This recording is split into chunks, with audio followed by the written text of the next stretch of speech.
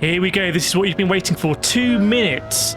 2 minutes of Gran Turismo 7 gameplay footage at one of the new tracks, Deep Forest Raceway. It's a track that we actually revealed pretty much before anywhere else on this channel. So do make sure to subscribe if you're new here.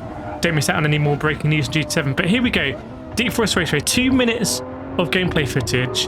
And it looks pretty good. It doesn't look groundbreaking. If you think right at the moment this looks groundbreaking, do let me know in the comments. But it looks pretty good, and I'm going to jump into a few of the reasons why. Firstly, this cockpit camera in GT7 has quite a bit more dynamism than you have in GT Sport. I was a massive fan of the cockpit cameras in Need for Speed Shift that were absolutely great when it comes to Loot to Apex and stuff like that, really replicating what you do in the real world. And we're getting a bit more of that in GT7, so it makes this cockpit camera feel a little bit more alive. You can see sometimes the side mirrors in this Lamborghini Murcielago occasionally come into view. The other thing that elevates it above GT Sport, and again this is evolution not revolution, is the reflections. I mean, the level of detail you get in the reflections on both the cars around us, but also what we can see in terms of the wing on the left hand side is way above GT Sport. If you compare this GT Sport footage, this is actually quite significantly above and does add to the realism. This tunnel's very disappointing. I mean, the sound there, you know, you're going through we're a pack of supercars. We've got a Corvette, one of the old Corvettes, a C7. We're a Corvette nonetheless. We've got a Mercedes AMG, we're in the Murcielago, we've got the Mazda RX up there as well. Then there's a BMW, I think M4. I'm not quite sure what's leading this pack. Might be an Alfa Romeo 4C, although it does look a little bit unusual. But anyway, a pack of supercars going through that tunnel, and it should be a momentous event, and frankly on a sound level it just wasn't, which is very disappointing. But let's go through the footage again. Let's pick out a few more bits and bobs that are very interesting. And I have to start off by saying that this is such a huge disappointment. And when I started making videos about Gran Turismo 7, you know, one of my main things I really wanted was just bigger grids.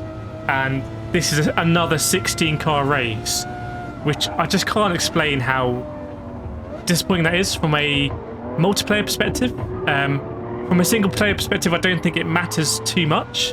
But yeah, you know, man, 16, limiting it to 16-player grids on the back of the box. I think it was 20 players. It's, you know, I really, really, really hope that can be increased, because when you look at what ACC is doing, look at what iRacing is doing, you know, they're kind of leagues ahead there. But we'll talk about a positive now. The actual AI racing here is of a much, much higher standard than you get in GT Sport. Anyone that's tried the AI racing in GT Sport knows that it's not going to win any awards for AI. We don't have to worry about that kind of AI just yet. But the kind of racing here is a little bit more dynamic. You can see for cars going from moves up the inside, going from moves sometimes around the outside as well, which is all very exciting, so that's great.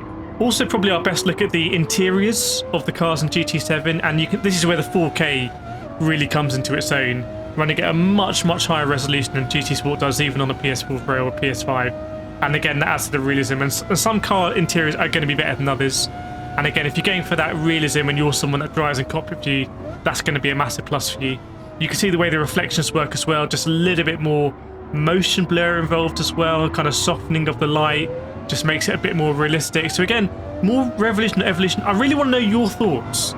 To me, this looks pretty good, and GT Sport was a very, very good racing game, but is this enough for you? Did you expect more? Did you expect something kind of absolutely groundbreaking, or are you very happy about this? I don't know. Let me know what you think. I'll put some more videos up here if you want to watch some more G7 videos about stuff that's coming up in Gran Turismo 7. But otherwise, look forward to seeing with me, and I'll see you next time.